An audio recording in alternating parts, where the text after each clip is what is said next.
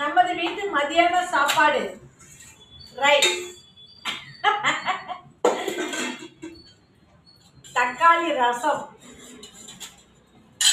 அப்பளம், ஆம்லேட். நேற்று மார்க்கெட்டுக்கு போய் வாங்கிட்டு வந்தேன்னா முட்டை ஆம்லேட், நாட்டுக்கோழி முட்டை. இது கருவேப்பிலையும் முருங்கைக்கீரையும் சேர்த்து வச்ச ஒரு துவையல். இது தொட்டுக்கிட்டும் சாப்பிடலாம், சாப்பாடுல பிசைஞ்சும் சாப்பிடலாம். இது உருளைக்கிழங்கு.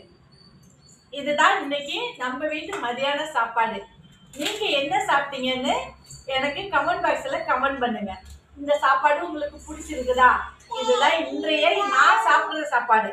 ஏமா தங்கம், சாப்பாடு உனக்கு எடுத்து வச்சிருக்கியா? தொட்டுக்கேலா? எடுத்து வச்சிருக்கோமா? சரி. ஏன்னா நான் இங்க ஹால்ல இருக்கிறதுனால உள்ள என்ன இருக்குன்னு தெரியல. எல்லாத்தையும் கொண்டாந்து எனக்கு வச்சுடுவா. அதுக்காக தான் கேட்டுக்கிறேன். ஏன்னா எல்லாரும் சாப்பிடணும்ல. அவ எனக்கு மட்டும் முக்கியத்துவம் கொடுத்து கொண்டாந்து வச்சுட்டானா கஷ்டம் இல்லை. அதனாலதான் பாப்பா எடுத்து வச்சிருக்கிறாளாம். இது எங்க 2 பேருக்கு மட்டும்தாம்மா. நம்ம எல்லாரும் ஸ்கூல் போயாச்சு, வேலைக்கு போயாச்சு. மதியான நேரத்துல நாங்க மட்டும்தான் இருக்கிறோம் வீட்டுல. அதனால எங்க 2 பேருக்கு தான் இந்த சாப்பாடெல்லாம். பிடிச்சிருந்தா லைக் பண்ணுங்க. சாப்பிட வரணும்னா யார் நினைக்கிறீங்களோ சாப்பிட வாங்க. பாய் செல்லம்.